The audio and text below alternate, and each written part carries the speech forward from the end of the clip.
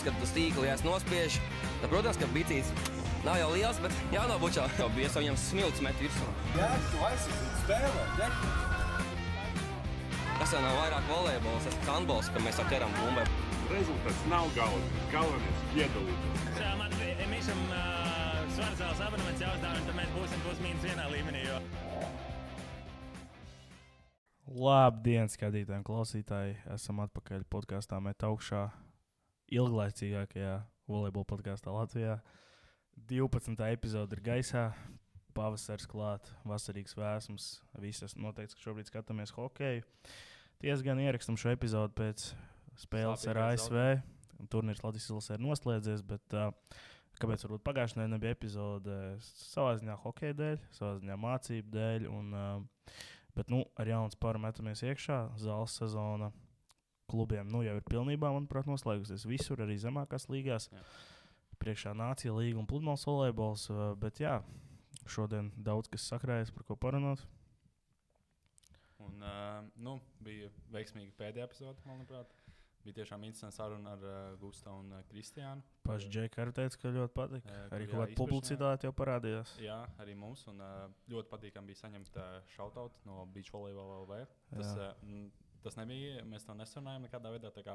Tas bija arī pozitīvs pārsteigums mums. Arī privāti bija daudz atzinīgu vārdu. Bet, labi, lieka laiku vairs netērējot. Ejam tālāk, bet ķeroties pie kaut kā pozitīvāk. Ko tu darīji šajā nedēļas nogalē? Es biju Kaunijā. Un kas norisinājās Kaunijā? Kaunijā norisinājās SEL studentu spēles. Es nepateikšu, cik precīzi sporta veidos. Man liekas, ap 15-20. Jā, mēs ar RSU spēlējām volejbolu. Šogad bija 10 komandas, kas bija daudz patiesībā. Jo cits gads tur māks galīgi. Pagājušajā gadā bija 5 komandas. Jā, divreiz vairāk. Jā, un šogad bija ne tikai Baltijas komandas, bet bija arī 2 Somu un 1 Slovāku komanda.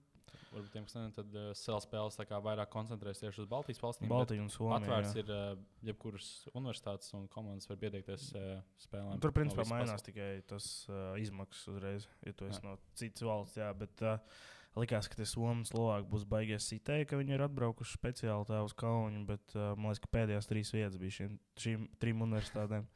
Jā, mēs palikām, diemžēl, ar koka medaļām, bet noteikti ļoti labs pasākums, jautrs. Pabaudījāt arī Kaunas vecpilsētas? Kaunas vecpilsētas. Daļai pabaudījām, jo gan sestdien, gan svētdien bija 9 no rīta jau spēles. Kaunijā, lai gan tā pilsēta nav Rīgas lielumā, tomēr ir diezgan liela, un tā zāle no viesnīcas bija diezgan patālu. Es biju uz Žalgiras spēli, tur arī aktīva tā nakts dzīve. Nē, tur man tiešām liels prieks bija redzēt Kaunijā, ka viss notiek vecpilsētā atšķirībā no Rīgas. Nevar būt tāda tusēšanas viedokļa, bet tieši no cilvēku plūsmas un aktivitātes. Bet kopumā katram, kas domā iet studēt, neiet studēt, ja jūs studējat, noteikti mēģina tikt uz šādu pasākumu, mēģināt iedrošināt savus skolu vadības tikt uz šādu pasākumu, jo šogad no Latvijas džekiem bija tikai RTU, kas uzvarēja, un mēs RSU, kas dabūja koku medaļas, un no meitenēm bija tikai RSU meitenes, kas palika 6. vai 5. vietā, bet tur, es domāju, būtu labākais sastāvs no tās, kas sieviešu izlasē šobrīd ir būt klāt, tur būtu iespējams pat zelts vai kaut kas tuvu tam. Jo ir arī Beachā tādas pašas sacensības notiek, tā kā var piedalīties gan Beachā, gan zālē. Beachā notiek vieglāk, jo tur vajag tikai vēl viens cilvēks. Tā kā visiem studējušiem noteikti ieskam doties un piedalīties šajās spēlēs. Bet, ja ķeramies klāt pie lielā pludmales volejbola savā ziņā, tad liels prieks, kad arvien vairāk jaunie latviešu pāri dodas uz šiem te future posmiem. Un, ko daļai minējām arī saistīts ar atlasi. Jo tieši, manuprāt, pāris, kas palika 7. aiz tieši strīpas Bulgačs Graudiņš. Nav pārbaudīta informācija, bet tā man liekas, viņi bija tieši 7. jo tur, jā. Viņi bija uz Itāliju devušies, uz Serviju, precīzajā vietā. Tur es gan neatceros, kā viņam beigās tas turnīrs beidzās, bet tur kvalifikācijās pirmajā kārtā viņi izcīnīja uzvaru pār Somiem 2-0, bet kā viņam tur tas tālāk turnīrs devās? Paskaidro viņam līdz vai? Nē, es biju Kaunijā. Tu biji Kaunijā. Bet jā, viņi tur spēlēja, tā kā to es atceros, ka viņiem bija tā uzvara. Laikam man zaudēja otro spēli, jo nekas netika ziņots. Bet arī Uhaņā, Ķīnā spēlēja jau otro turnīru. Ko mēs pieminējām, jā. Bet tur bija tik tuvu, lai tiktu pamatā pirmajā kvalifikācijas kārtā 2-1 uzvaru pār Ukraiņiem, un otrajā 1-2 zaudējums pret Austrāļiem, diemžēl. Bet maķinīt pietrūka, lai tiktu pamatturnīrā. Bet, kopumā es teiktu ļoti labi.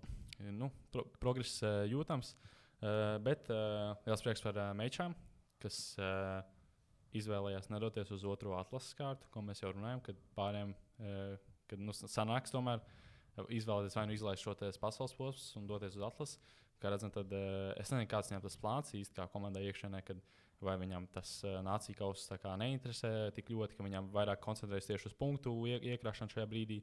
Bet Konstantīna un Ebera izcīna 4. vietu Madrides Challengerī, tā kā Futurā. Tā kā labs sniegums. Labi, būsim reāli arī, kad ar visu cieņu pret dāmām. Sievietēm no tā nācija kausa ļoti grūti būtu izcīnīt to ceļzīmi. Ļoti, ļoti grūti. Protams, arī Džekiem mēs jau esam dzirdējuši runas, kad tur dabūs mizā iekšā, bet, protams, ceram, ka izdosies izcīnīt to ceļzīmi, jo tomēr kā rīkojam to turnīru. Bet, vēl atlases priekšā. Izšķirošā atlases kārta. Par atlases tūlīt arī pieskarsimies. Un šonadēļ vēl sāksies Špiņo līdz 16. Beidzot, Eiropā līdz 16. Startēs mūsu pirmais pāris Graudiņā Samoilova. Tā kā bija laikam, kad viņām bija pēdējā medaļa kaut kā nesen. Brazīlijā Challengerā zelta. Bet līdz 16 viņām... Nepateikšu to precīzi. Tā kā tur vienmēr ir māliski interesants cīņas. Viņam tur bieži iekojuši kaut kādām stiprajām. Viņas laikam pēdējā Challengerī zaudēja tik 4. finālā un zaudēja māliski ar Ķīnietēm vai Japānu. Jā, Ķīnietēm. Tā kā ceram uz arī veiksmīgu startu šajā līdz 16. Viņas pašas ir pie elites līdz ar to jau. Tas jau vien daudz ko pasaka. Un arī šīs dāmas nespēlē nācijas kausā, jo vienkārši kvalificēsies Olimpijādē caur reitingu. Bet ķeramies klāt pie mūsu jau aprunātās atlases, kur jau norisinājās 2 posmi. Pirmais atlases posms norisinājās Ventspilī. Tur startēja 6 vīru un 4 dāmu pāri. Un, kas interesanti jāpiemina, tad švietamie pastarīši, Solvejs un Auziņš. Šokēja man. Šokēja un izcīnīja uzvaru pār Samoilo brāļiem 2 setos uz 17 un uz 23 atstājot.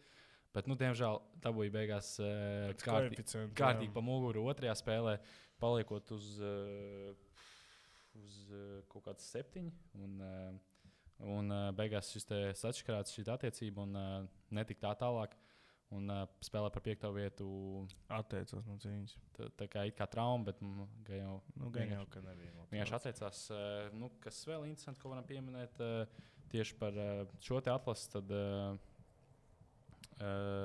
Ebera un Konstantīno, lai gan grupā ļoti pārliecinoši dāmām izcīnīja uzvaru, tad tomēr finālā beigās piekāpās jaunizveidotajam duetam Ozoliņa Namiķa.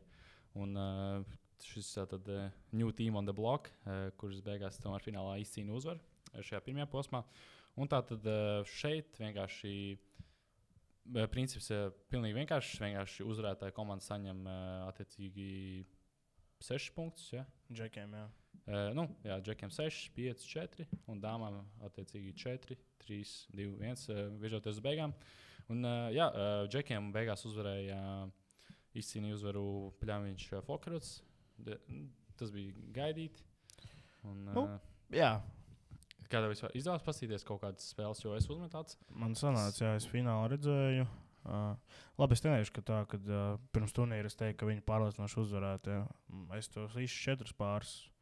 Es tev Pļaviņu Fokerotu, Ārdi Arturu, Bedrītu Rinkeviču, Samoilovs, Šmēdiņu Toču. Jebkurš no viņiem tehniski varēja uzvarēt, bet mēs pieskarsimies arī otrajam posmam. Pļaviņš Fokerotu šobrīd spēlē ļoti labi. Ko vēl var iemest šautāt Tom tavai komandai? Bija nereāls comebacks pusfināla spēlē pret Šmēdiņu Toču un izcīnīja vietu tik ļoti svarīgajā finālā, kas iespējams beigās arī izšķirs to, vai tieši izcīnīs otro vietu izcīnīs Bedrīs Rinkevičs. Pēc tā mēs pieskarsimies. Šmēdiņš Točs. Bet otrajā posmā Rīgā, kas jau bija šajā aizvadītajā nedēļas nogalē. Rīgā, Osans laukumos, tad atkal pirmajā spēlē Solvejs Auziņš gluži kā pirmajā posmā atkal pārsteidzoši izcīna uzvaru. Negaidīti. pret Bedrīt Rinkevičs. Bet otrajā spēlē atkal dabū pa muguru un beigās vecais labais scenārijs 3. vieta grupā un injury team bija beigās redzams. Kā tas ir redzams grafikos? Ailītēs, jā, un arī bija ļoti interesants cīņas. Tā kā bija arī mečām jauns pāris bija manāms tieši dēļ Ebers Konstantīnovs nebūšanas turnīrā. Turnīrā spēlēja tikko no Amerikas atlidojusi Paegla kopā ar Martīni. Un viņām bija 3. vieta beigās. Tā kā, varbūt mečām tas turnīrs beigās netika interesants, jo arī šajā reizē Ozoliņa Namiķe izcīnīja uzvaru. Un jau ir kvalificējušās. Ir jau, jā, jo sanāk, kad mečām tās labā jā, viņas vairs nav. Ko tur sadalītos punktus, ka viņas jau ir tikušas, jo Džekiem sanāk, kad tad Džekiem uzvaru izcīnīja Pļaņš Vokaruts. Šobrīd viņam 10 punkti. Vai tā, kad dabū 5 punktus pirmā vietā, tad 4 un pēdējā vietā laikam nedabū vispār punktus. Džekiem? Jā, jo viņam Džekiem ir 6, 5. Nē, jo viņam bija 10 punkti, un tad es redzēju, bija 7 bija Bedrītam Rikevičam un Šmēdiņam ar Toču. Jā, 5, 4, 3, 2. Jā, jo Ardim ar Artūru ir 2. un 3. vieta, tad 4 un 3, un Šmēdiņam Toču tāpat, tad 4. Jā, tad ir 10, 7. Bet vēl neskatoties uz Solveja Auziņu pārsteigumu, vēl liels pārsteigums šajā reizē, kad Liepa Puškunds izslēdz Samuelo brāļus. Jā, šoreiz viņi iztika bez pusfināla. Un šoreiz, jā. Un viņiem ceļš uz Parīzi ir noslēdzies. Jā, tā kā vēl runājot par tiem rezultātiem, kad mēs spēlējām jauniešu atlasē U20, es dzirdēju tiesnešu runas, kad apmēram kāda jēga no šīm atlasēm, kad spēlē 8 komandas, kad vai tur laižam 4 vai 6, kad tās labākās tur vienkārši nomazgājuši tos te. Kad sūdīgākās komandas tur apmaksā tīri tiesneša algas, un kad tad beigās otrā diena ir tā īstā. Bet redzam arī, ka lielajā atlasē pilnīgi noteikti tas pats, un redzam ir milzīgi rezultāti, kur komandas paliek uz viens par skaļu rezultātiem. Un, tā kā, pilnīgi nepamatotajā reizē tiesneši kaut ko cepās. Un, jā, viņi ar humoru, es domāju, daļu arī savu. Tur bija diezgan tāda nopietnā tonī, kad apmēram, ka jāsūt uz federācijas tās rezultāti, lai viņi pastāsta, un komisija bija izdomā, ko darīt. Tā kā, jā, otrajā posmā finālā šoreiz bija Šmēniņš Točs pret Pļaņu Vokarutu. Bija arī šeit gan bija ļoti tuvu spēle, jo viņi beigās 3 setos, 16, un tur bija vēl līdzīgi cīņas. Tā kā izcīna otrā vieta, un jā, kā jau minējām, tad Džekiem tās cīņas daudz interesantākas tieši par to, kura komanda būs otrā aiz Principā, jā, pirmie būs, ticamāk, Fokuras. Pļaviņi. Es domāju, viņi pa 99% ir garantējuši vietu jau savu uz Jūrmalu. Bet, jā, izšķirsies starp Bedrītu Rinkeviču un Šmēdiņu Toču. Es nebūšu oriģināls savā izvēlē par to, kurš tiks. Tu pa savējiem, protams, tā kā izšķirošās cīņas jau kā visi esam uz Jūrmalu. Gaidījumā nedēļas nogalē. Jūrmalā. Izreit, quick match. 25, 26. Jā, tieši tā. Un jā, tur tad arī noskaidrosies tieši Jūrmalā, kur arī notiks pats nācija kausā. Arī noskaidrosies, kuras divas komandas gan džekiem, gan arī meitenēm pārstāvēs Latviju. Tā kā gan jau mēs arī aizdosimies pastīties noteikti, jo Rīga tomēr Rīgā nesnāca aiziet. Tā kā uz Jūrmalu noteikti būs jāizlaiž, jāpaskatās. Bet turpinot vēl nedaudz par zāles volejbolu. Vispār šajā epizodē būs diezgan daudz zāles volejbols, jo šobrīd aktīvi uzsākās izlašu sezona. Un Latvijas sieviešu izlase jau uzsākusi dalību CUV Sudraba līgā. Bet pirms tam 10. un 11. maijā, kas jau šķiet diezgan sen, bet tā kā neierakstījām epizodi, tad pagājis kāds laiciņš. Un aizvadīja 2 pārbaudas spēles Tallinā pret Igaunijas valsts vienību. Tur gan sanāca pirmajā spēlē piekāpties 1-4, jo ierastī pārbaudas spēlēs, ja tiek spēlēt 3 vai 4 seti, tad tomēr izspēlē vēl vienu papildus setu. Tieši tā. Un pirmajā setā Latvija palika uz 8, kas zāles volejbolā to bieži neredzēt. Bet otrajā spēlē jau uzlabots sniegums un zaudējums jau var 2-3. Un šeit mēs bišķiņā devām apakaļ revanšējumus un 4. setā atstājām Igaunietes uz 12. Bet kopumā tas sniegums tīri no tiem storijiem skatoties, kas bija likt, neizcies labi. Tiešām izcies diezgan slikti. Pirmā spēles, vēl jauns process, tā teikt, standarta izspēle pret Igauniju aizdīja pārbaudas spēles. Bet es teikšu tā, ka pirmās 2 spēles arī ir aizvadītas Islandē, ļoti eksotiskā vietā. Tas ir galvenā trenera Daniela Caprioti bijusi darbā. Bijusi, ar ko viņš uzvarēja mazo valstu spēles. Jā, tā kā Eiropas mazo valstu spēles. Jā. Visu cieņu par to, jā. Uzvarēja Islanda ar 3-1 un zaudēja Ungāriju 1-3. Manuprāt, es biju apmierināts. Cik varēja redzēt tās tiešraidus, kaut kā nebija. Bija tiešraids, jo es tieši to... Ja godīgi, es biju kaunā, es kaut ko ar vienu acu, kaut kas skatījās, es paskatījos. Bet man liekas, ka nē. Tad bija tiešai, tad nebija, bet es teikšu tā, Islanda ir vājāk par mums. Islandu mēs uzvarējām. Nebija super viegli, jā, pirmā set zaudēja, pēc tam jau aizgāja. Pret Ungāriju savukārt, Ungārija ir ļoti laba sieviešu volejbola valsts. Jā, es tieši skatījos viņam tās spēles iepriekšējās pret Itāliju, pret Lokoku. Un es teiktu, 1-3 ir atzīstams rezultāts. Jā, bija arī labs pirmais sets, tur piekāpāmies uz 21, un otrajā setā trillerītī uz 30-28 uzvarējām. Un atspēlējāmies no 21-15, kas jāpiemina. Bet trešajā setā Latvija atkal paliek uz 1 par skaitli 9. Tas bišķiņ to sajūtu sačakarēja. Te jāsaka sieviešu volejbols. Bet visus aicinām šo piekdienu uz Latvijas spēli ar Gruziju Olimpiskajā sporta centrā. 7:30.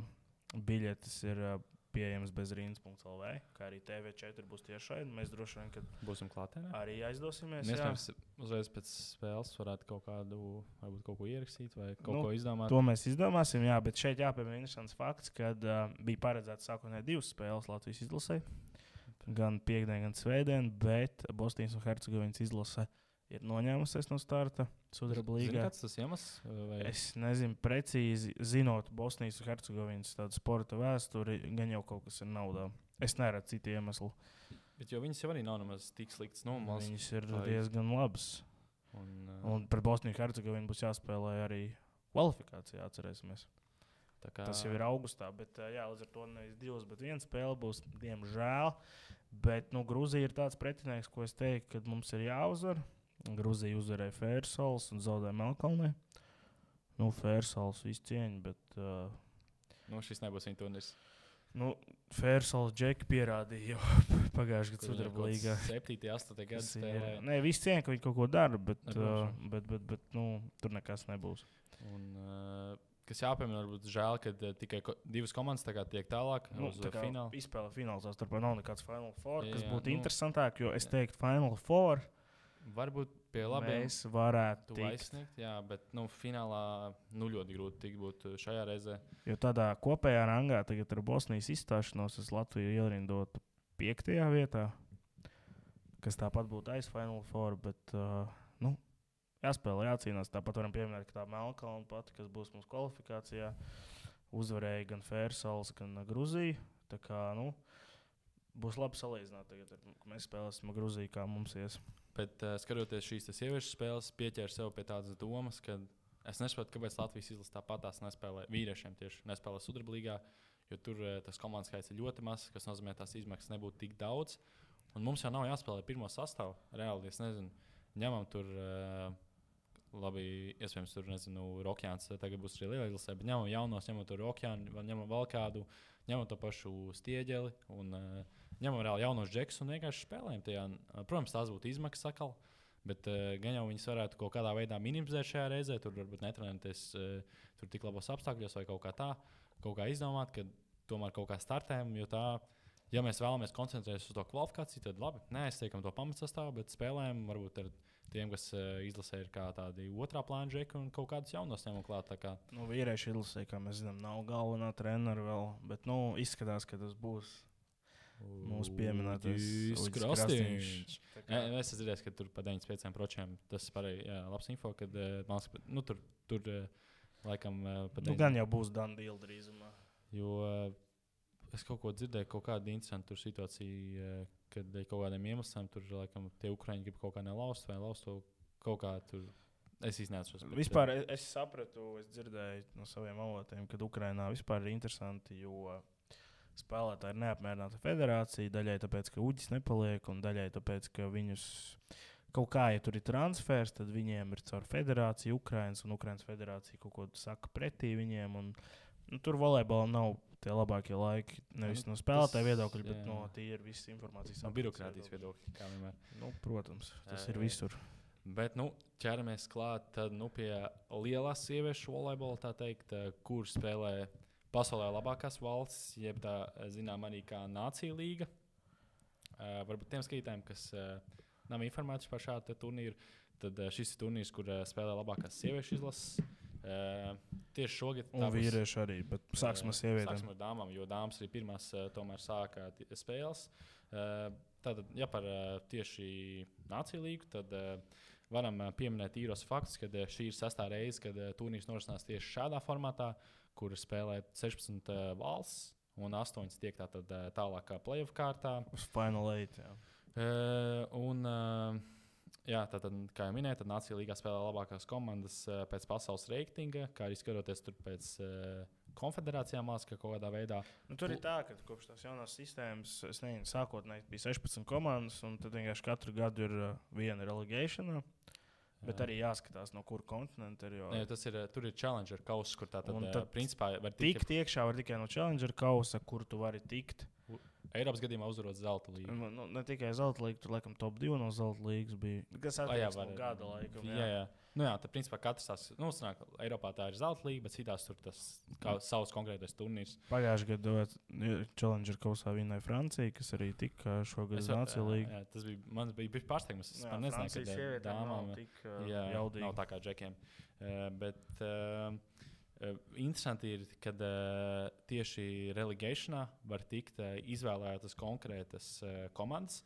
Man te bija pierakstīts, ir 11 pamatkomandas un ir 5 izvēlētas relegation komandas, kurām ir iespēja tikt uz šo Challenger kausu. Tātad, piemēram, ja būtu pēdējā vieta būtu pamatkomanda, tad relegēto tiktu pirmā, kas ir šī izaicinājuma komanda.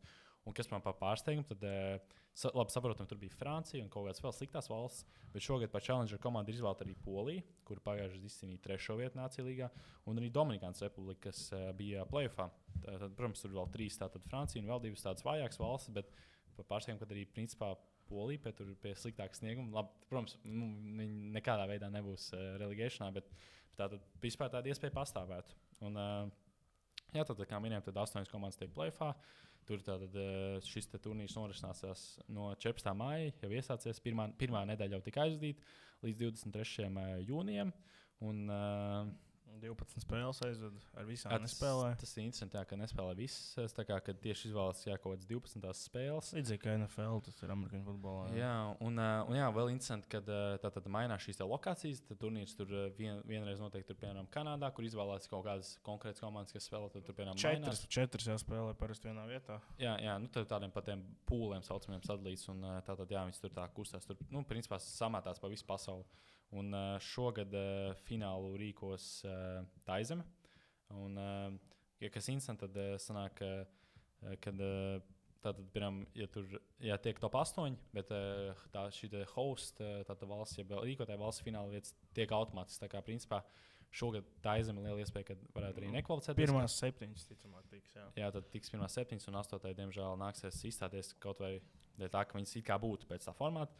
Un, kas vēl pieminēt, tad šī brīža esošās čempions ir Turcija, kuram gan tas sākums nav tik spožs. Bet svarīgi pieminēt, ka Nācija līgās vienmēr, lai gan tas ir ļoti prestižs turnīrs, daži par to uzskata prestižāk par pasaules čempionātu. Manuprāt, tā nav. Bet Seļvānovs savā intervijā minēja, ka vienīgais titls, kas viņam nav, ir pasaules līga. Pie Celmiņu, jo tajā laikā vienkārši nebija tāda līga. Jā, bet ko es gribēju teikt, tas, ka gan vīriešiem un sievietēm, vīriešiem izteiktāk no sākuma bieži kaut kādas pirmās 4 spēles, tur varbūt pat 8, nebrauc pirmie sastāv. Ne tā kā pilnīgi pirmie, bet kaut kāda 8 no 12, no 8 no 14 spēlētājiem ir tā kā, kas būtu normāli. Piemēram, Enga pēc Francijā, viņš, manuprāt, pagājušajā gadā pievienojās tikai uz beigām. Jā. Vai kaut kas tāds, jā. Šogad Olimpiādas sakarā es redzēju video, kur jau viss uzreiz sāk ar... Amerikas izlasē, man liekas, izteikti tas ir. Jā, un Bet man te arī tā, ka tu vari pieteikt nevairāk tur kaut kāds. Var, jā. Nevis tā, ka jā, kā ierasts tur 14 vai 12 vai tur, jā, tu vari pieteikt mās tur 20 plus cilvēkus. Amerikā vispār interesanti, tur kā visos sporta veidos sastāvs jau tiek paziņots jau 2 mēnešus iepriekš, jo ASV paziņoja olimpisko sastāvu, un ja citas valsts to darīs pēdējā brīdī, izvērtējot visus, tad viņi to izdarīja jau tagad. Un, Bet, tā kā domājam ierast uz... Mēs jau taisījām tos Champions League, šo te bracket challenge. Tur gan mēs izcēsījām, bet tā īsti nenosakojām. Bet laikam tu tur tomēr uzvarēji. Bet domājam arī uztaisīt tādu draft formātā. 16 komandas. Mēs ar Tomu viens paņem vienu, tad otram piks. Un šādā... 1, 2.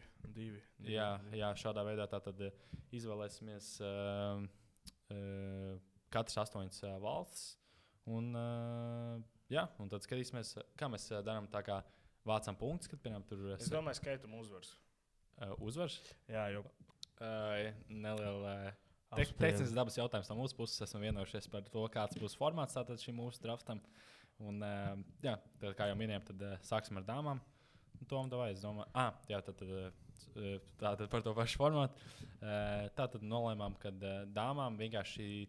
saņemsim punktus. Piemēram, tātad pirmā vieta dabū 1 punktu, otrā 2 punktus, un tā beigās saskaitīsim tam, kuram būs mazāk, attiecīgās izvēlētajām komandām. Tad tas arī būs uzvarētājs dāmām.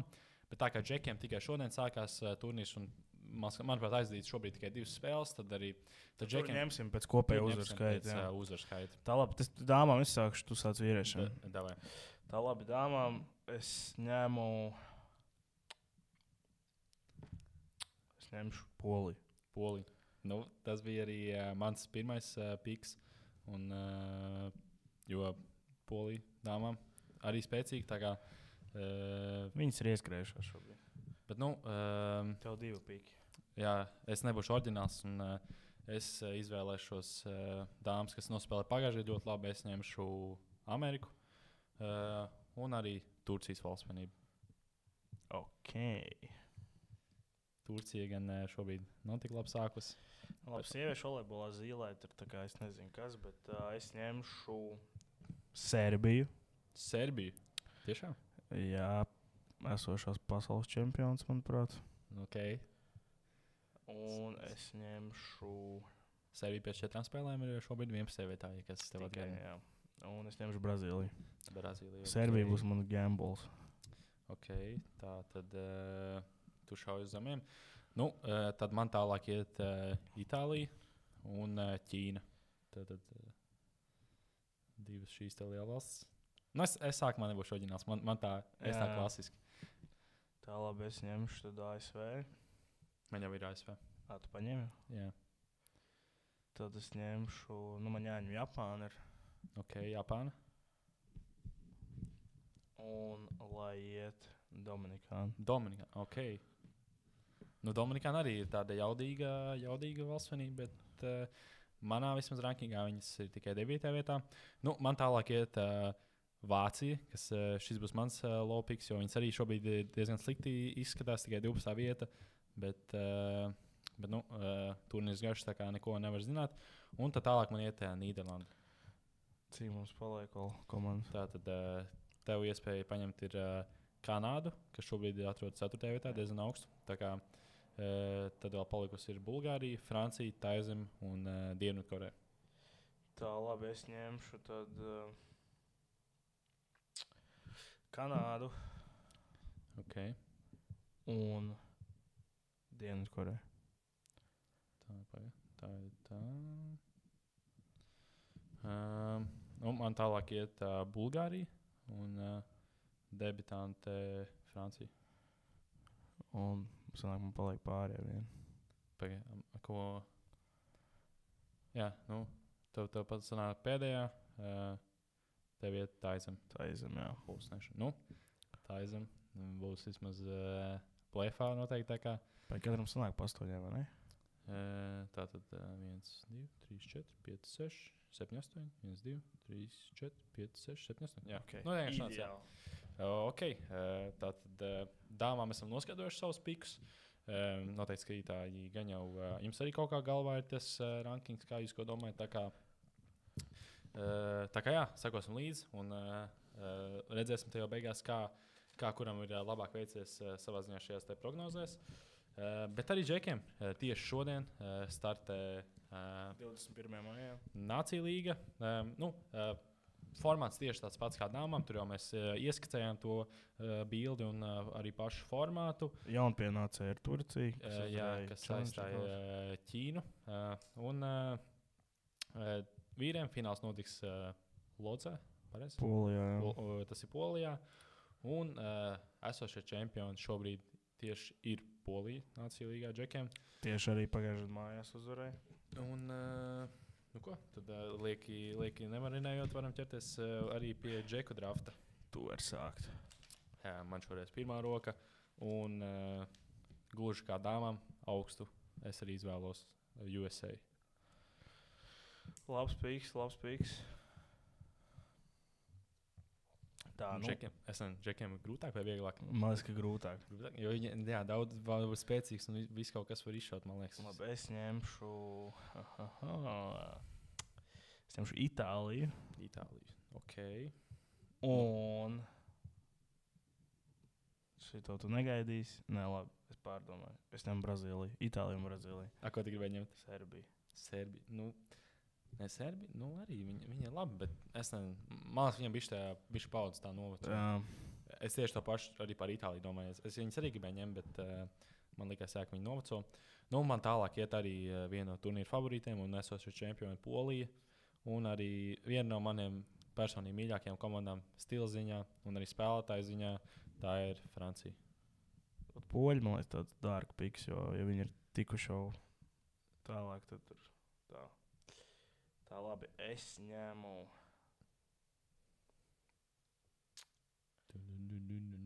Vāciju. Ok. Tas arī nav slikts. Vācija mums varētu izšaut. Un es ņemšu Japānu. Ok. Man Japāna bija tieši 4. vietā rankingā. Tad man tālāk iet Argentīna, Olimpisko spēļu bronzas medalists. Un komanda ar daudz kreatīviem un arī jaudīgiem džekiem. Un arī Kanāda, kas, manuprāt, varētu šogad izšaut. Tā labi. Man iet Nīderlande. Ok. Un Kuba. Ok. Man Kuba rankingā personīgi bija tikai 15. vietā, bet Nīderlanda arī labs piks. Un man viņa bija tikai 11. bet arī tikpat labi viņi varētu būt augstāk. Man nākamie ir Slovēnija ar Roku Moziču priekšā. Un Serbija. Tā, un man paliek, kas tur? Tātad tev izvēles paliek Bulgārija, jaunpienācēja Turcija un Irāna. Es ņemšu Turciju un Irānu. Ok. Man liekas, ka Bulgārija ir Tad man paliek Bulgārija. ļoti liela outsider pēdējos gados. Tur tā paužu maiņa arī nav bijusi draudzīga viņiem. Viņiem ir tas viens labs, kas spēlē Lubē. Es neatceros viņam vārdu, bet viņš bija universitātē, viņš pārgāja tagad. Jā. Un šobrīd viņi atrodas pēdējā vietā pēc 4 spēlēm. Tā kā, jā, viņi ir pēdējā vietā Bulgārija, bet pēc vienas spēles. Tu dāmas skaties. Tas ir dāmas. Jā, bet Bulgārija ir pēdējā vietā. Ok, sorry. Bet jā, tāpat pēdējā vietā. Un, tad 2 spēles bijušas. Francija 3-0 uzvarēja Bulgāriju un Kanāda 3-1 Turciju. Šodien vēl Argentīna, Japāna. Tā kā mums pirmais duels. Džekiem arī bija tas, ka piemēram tikpat labi kaut kāda komanda varētu būt, nezinu, tur 10. 11. vietā, tikpat labi viņi varētu būt 4. vai 3. Tā kā džekiem ir. Dāmām, jā, tā situācija. Labi, abiem ir grūti prognozēt. Ir grūti, bet man varbūt tāpēc mēs sakojam vairāk tieši džekiem, varbūt tāpēc šī, kad mums tā kā liekas, ka visi ir labi un visi var augstu finišot. Bet tēma, kas mums jau bija prātā ilgu laiciņu, bet nolēmām, ka sezonas beigas būs tieši tas vislabākais brīdis tam. Un tie ir transferi. Vasara, kā jūs zinām, visos sporta veidos tas ir aktīvais laiks, kad spēlētāji maina klubus vai arī pagarina līgumus jau ar esošiem klubiem. Un arī šajā transferu logā arī bijuši aktīvi latvieši. Varbūt ne tik ļoti kā kvantitāte ziņā, tad tomēr kvalitāte gan. Kvalitāte. Iepriekšējā epizodē jau fiks ieminējāmies sākumā, kad Skrūders atrada savu jaunu mājas vietu Grieķijā. Šis varbūt bija gaidāms, jo tieši tas, kā Skrūders iekļuva šajā Jastrezepsī komandā, bija tāds, ka viņam bija kaut kāds somu cēlājs, bet viņš tur pēdējā brīdī lauza līgumu ar Jastrezepsī, un viņam tur vajadzēja ātri cēlāju. Un tad viņi vienkārši samaksājot šo izpirkumu summu, iegādājās Skrūderu. Bet viņi apzinājās, ka šis nav ilgtermiņa risinājums. Un viņš šobrīd spēlēs tomēr Palvamani, Fonikas. Grieķijā. Un tāds downgrades, bet Ja viņš būs kā pirmais cēlājs, tad viss kārtībā. Bet vīrs, kurš ļoti nopietni apgrēdo klubu līmeņa ziņā, tas ir Kristaps Platačs ar ļoti oriģinālu pieteikumu video. Ļoti interesants video. Man ļoti patīk. Jā, tur tie tā kā sākumā ieslēdz to video un likās, tā kā viss tāds ļoti paredzams, bet tur ļoti interesanti pagriezieni, kā tur nonāk līdz tam, ka tas ir Kristaps Platačs, tur saistīts ar Porziņu un tur Latviju un tā tālāk. Īsti piebildu, tas ir tas, kā jāstrādā sociālajiem mēdījiem. Tas ir vēstījums. Un klubs precīzais nosaukums ir Plesis Robinson Volleyball. Komanda, kas izcīnīja 5. vietu regulārā čempionātā Francijā pagājušajā gadā. Un beigās, laikam, 4. finālā apstājās. Viņiem ir, viņi tāda vidus līmenī. Šogad viņiem laba sezona bija. Vidus augšējā līmeņā. Pārsākumais viņi ir ārpus play-off, bet Kristaps visu var mainīt. Tā kā Francijas līga tāds klasiskais latviešu ceļš no vai Somiju vai Čehiju un tad jau tālāk uz Franciju. Un tas tālāk ir bijis lēciens arī daudziem, gan Egelskalnam, gan Petrovam. Tā kā prieks par latviešiem. Varbūt zina vēl kādas latviešu vai nav jau nekas bijis vairāk, kas... Gustavs Reimans tagad. Bet ko viņš uz kurien?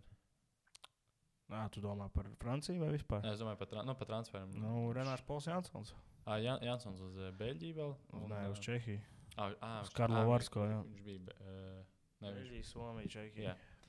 Arī ļoti labs klubs, Karlo Varsko. Mēs jau pieminējām viņus daudz. Bet latvieši vienkārši nav tik daudz spēlētāji, tā kā arī tas transferi tik daudz nenotiek. Un 3 transferi vienā off-seasonā diezgan skaļi. Būs vēl notiek. Tas jau ir daudz, un notiek gan jau būs vēl kaut kas. Tas pats Toms Švāns vai kaut kas tāds. Kristers Dardzāns, es nezinu, kas viņam ir situācija. Vai tas pats Petrovs, vai viņam... Jā. Bet Eiropā šogad tās transferu tirgus ir aktīvs un baumas runā.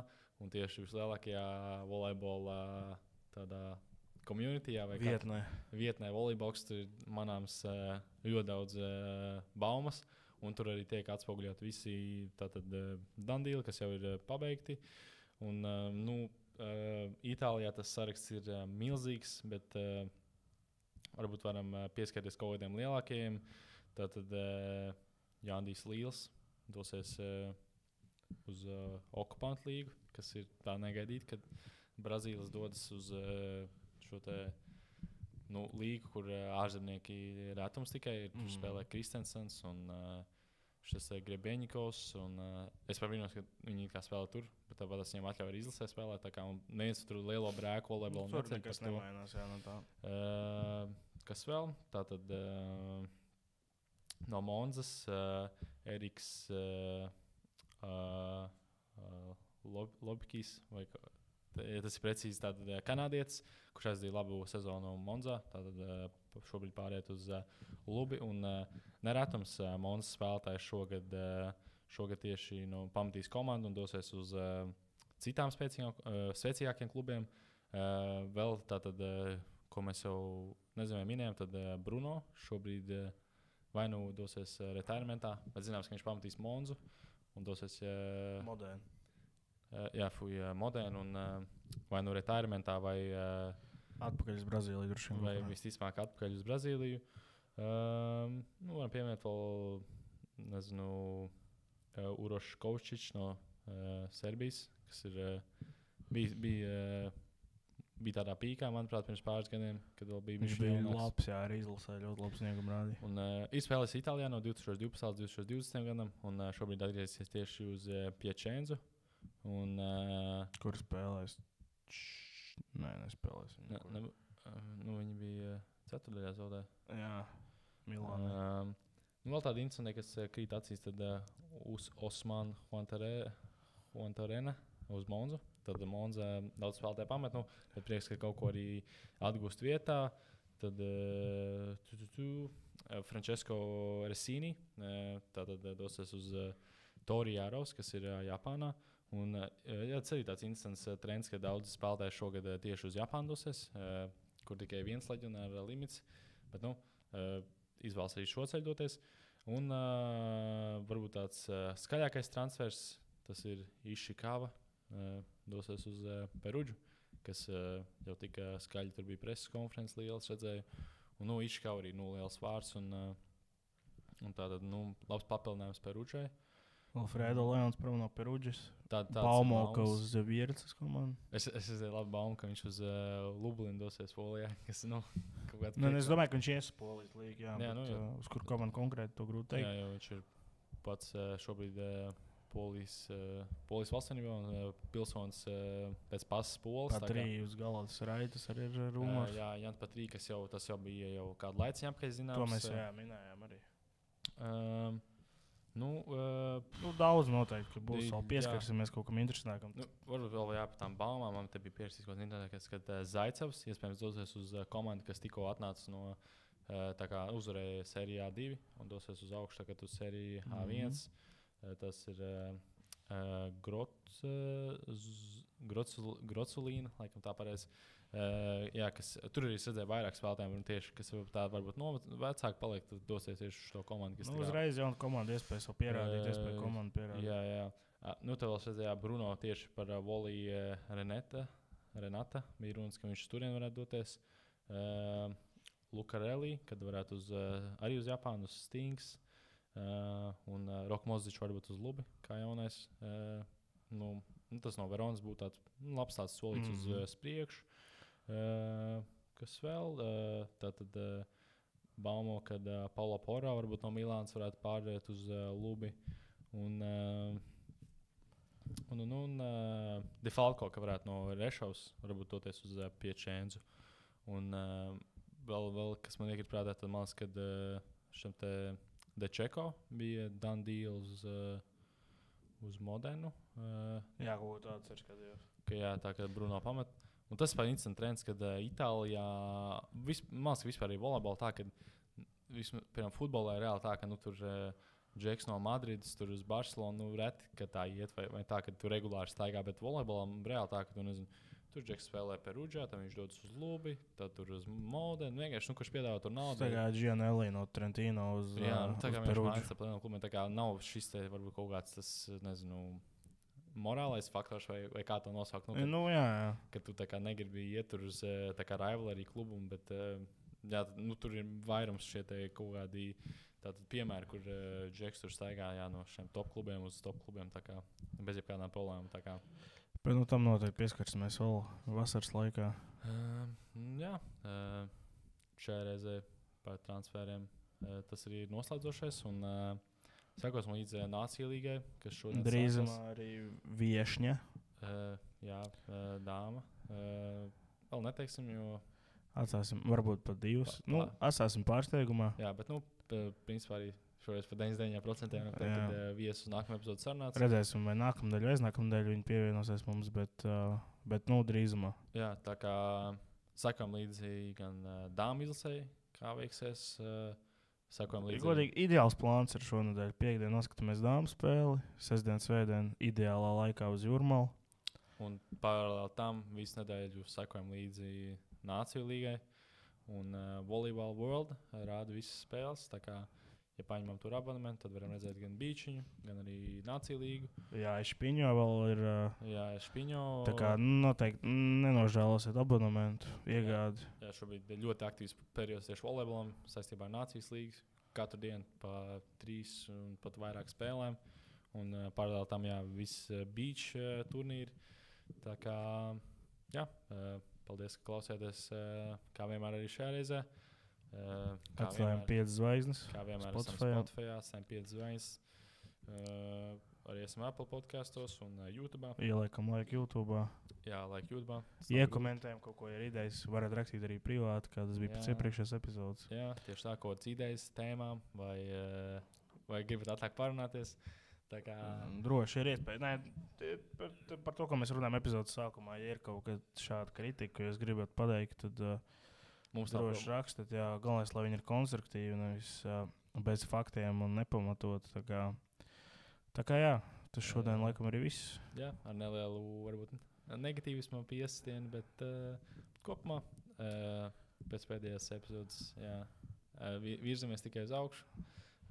Tā kā esam arī notestējuši, kā ir ar viesi. Un noteikti arvien vairāk arī viesi mums pievienosies. Un ļoti daudz interesanti cilvēki, ar ko parunāt volejbolā. Tā kā Paldies, ka skatījāties, paldies, ka klausījāties. Un tiekamies nākamnedēļ. Čau!